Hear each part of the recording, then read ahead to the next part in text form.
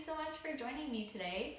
If this is the first video you're watching on my channel, hi, thank you for watching. My name is Caitlin, I'm the Flutey Feminist, and today I'll be talking about a topic that I'm really passionate about. A friend suggested it to me a couple weeks back, and I thought I would make it this week's video topic. So before I begin, a couple disclaimers. I am not disabled, and I have no intention of speaking over the disabled community at all. I simply want to share what upsets me, as well as sharing articles and videos in the description box below, so make sure to check those out either now or after watching this video. Some people that I follow on social media that discuss this topic specifically are Ruby Allegra, Annie Sagara, and 3 Token Brown Girls. I have linked their Instagram accounts below. Please, please, please follow them, engage with their work, and if possible, pay them for their work. There's many ways to do that. You can simply donate money to them. Some people have PayPal accounts or Cash App, and I'm sure other website accounts. You can subscribe for content on Patreon. You can buy their merch or their art. There's all sorts of ways of financially supporting the disabled community, so please do so if you can. They participate in emotional labor and they must be compensated for their work. So today's topic. A little backstory. I have been actively passionate about the environment and climate change since early high school, I think. It feels like a really long time. I would force my family to do Earth Hour, which is when you would turn off all the lights and I think try and use like 0 electricity for an hour. I've been a vegetarian for about 6.5 years because I'm able to health-wise. I vote green in federal and provincial elections, and I used to sign like a zillion petitions every single day. So the environment has been a primary consideration in my life for many years now. I'm not saying any of this to imply any morality behind my choices. I'm not better than anyone for doing the things that I listed. I simply just want to convey how much I care about the environment and climate change and how much it worries me. However, the measures taken in the sustainability movement are very often ableist, and I care about that a lot as well. In case you don't know the term or like a specific definition, I'm going to provide one now, and I've linked the website below where I found this definition. So ableism is, quote, the practices and dominant attitudes in society that devalue and limit the potential of persons with disabilities. It's a set of practices and beliefs that assign inferior value, worth, to people who have developmental, emotional, physical, or psychiatric disabilities, end quote. The most pervasive measure where ableism is present is with single-use plastic bans, banning things such as plastic straws or plastic bags. A lot of different countries and states and provinces have suggested or implemented these bans, but people seem to either forget or ignore the people who actually need these items. There are many videos and articles explaining the concept. Please, again, check the description box below. But one important point is that not all alternatives to plastic are safe or the best option for disabled people.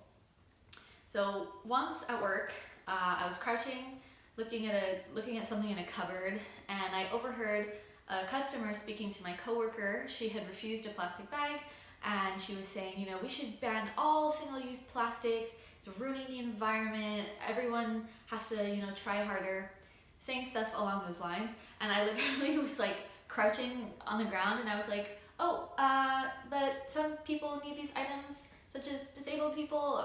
I said like something like that. And I don't remember how she replied, but she was kind of like, oh yeah, sure, but she wasn't really feeling it. So that was one instance where I tried to interject. So I hope it at least planted a seed of thought in her brain. But we really have to stop pretending that single-use plastics are the leading or only cause of global warming. They're not. It's just not the case. The truth is, it's largely due to CO2 emissions and the gas and oil industry. They're responsible for climate change. It's large corporations that are responsible. Don't let anyone trick you into believing that it's the consumer's fault for global warming. It's about structural power, racism, capitalism, and much more. I know it's a lot harder to dismantle a system of oppression versus pointing the finger at an individual, but that's what we have to do. Now, I am not saying that what you as an individual do doesn't matter. It does matter. Trust me, I am the #1 cheerleader for the concept that every individual has the power to affect change in the world. I've always believed that, and I will continue to believe that. It's important that you recycle, reduce, and reuse. You should do the most that you can to limit your contribution to climate change. But the key word is can, which brings me back to ableism and ability. Everyone's abilities are different, and every single human deserves access to whatever they need to function well and to be safe. The needs of disabled people come before single-use plastic bans. It is cruel and dehumanizing to tell disabled people to try harder or to find alternatives. We also have to get off our collective high horse and stop thinking that we've done enough when we refuse a plastic bag at a store. When we do that, we consequently shame those who need those items, and we reinforce ableism. This is gonna sound cheesy, but we must be brave. It takes bravery to work towards dismantling all systems of oppression. That is what will slow down and hopefully reverse climate change.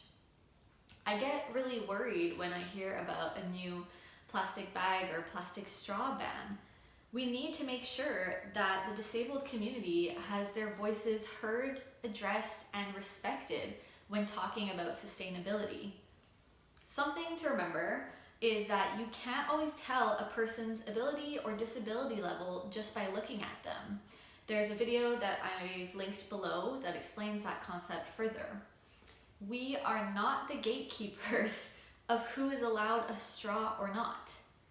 If you work in a restaurant or in retail and a person asks you for a plastic straw or a plastic bag, give it to them. At work, I use the phrase, "Do you need a bag?" so that if someone doesn't, they kind of do a double think and go, "Oh, yeah, no, I don't need one." But if you do need, I smile and I give it to you and I don't judge. Sometimes I do notice that the person is buying a roll of tape and they're already carrying 3 half-empty plastic bags with them. So I tend to not even ask if they need a bag, but I probably should. Back to straws. Another thing I will mention is that if you don't need a straw at all to drink liquids, just don't use any straw.